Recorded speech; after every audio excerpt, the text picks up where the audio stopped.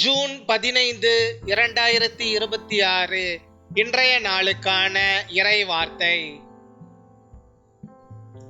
நீங்கள் எதிர்பார்த்திருந்த இடத்திலே உங்களுக்கு ஏமாற்றம் வந்தாலும், நீங்கள் எதிர்பாராத இடத்திலிருந்து உங்களுக்கு ஒரு அற்புதம் கர்த்தரால் நடக்கும்.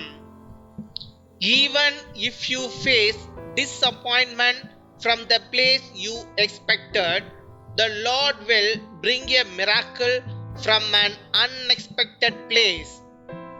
சங்கீதம் 121 அதிகாரம் வசனங்கள் 1 மற்றும் 2.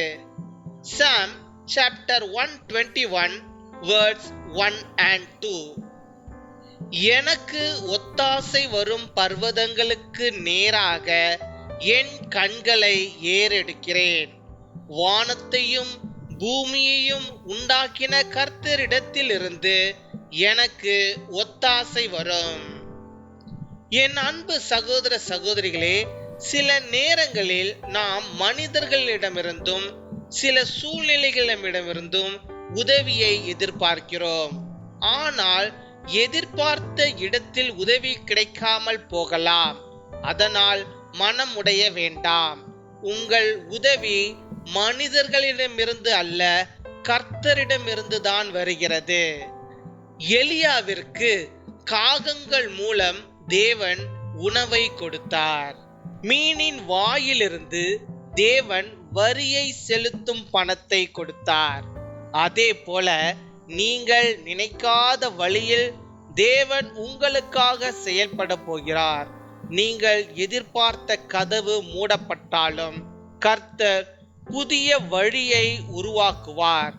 மனிதர்களால் முடியாததை தேவன் அற்புதமாக செய்து முடிப்பார். I lift up my eyes to the hills. Where does my help come from? My help comes from the Lord, the maker of heaven and earth. My dear brothers and sisters, sometimes we expect help from people or circumstances, but the expected help may not come. Do not be discouraged. Your help comes not from man, but from the Lord. God fed Elijah through ravens. Jesus provided tax money from a fish mouth. In the same way, God is about to work in the ways you never imagined.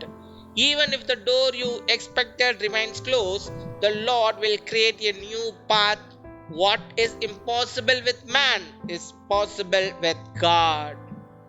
பின்வரும் ஜெபத்தை நாம் அனைவரும் சேர்ந்து சொல்வோம். அன்பான பரலோக தந்தையே, மனிதர்களை விட உம்மை நம்பும் விசுவாசத்தை எங்களுக்கு அருளும். நோயாளிகளை தொட்டு சுகமாக்கி அவர்களுக்கு புதிய பலனை அருளும்.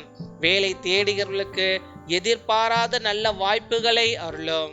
எதிர்பாராத இடங்களிலிருந்து உமது அற்புதங்களை எங்கள் வாழ்க்கையில் காண செய்யும். இயேசுவின் நாமத்தில் ஜெபிக்கிறோம். ஆமேன்.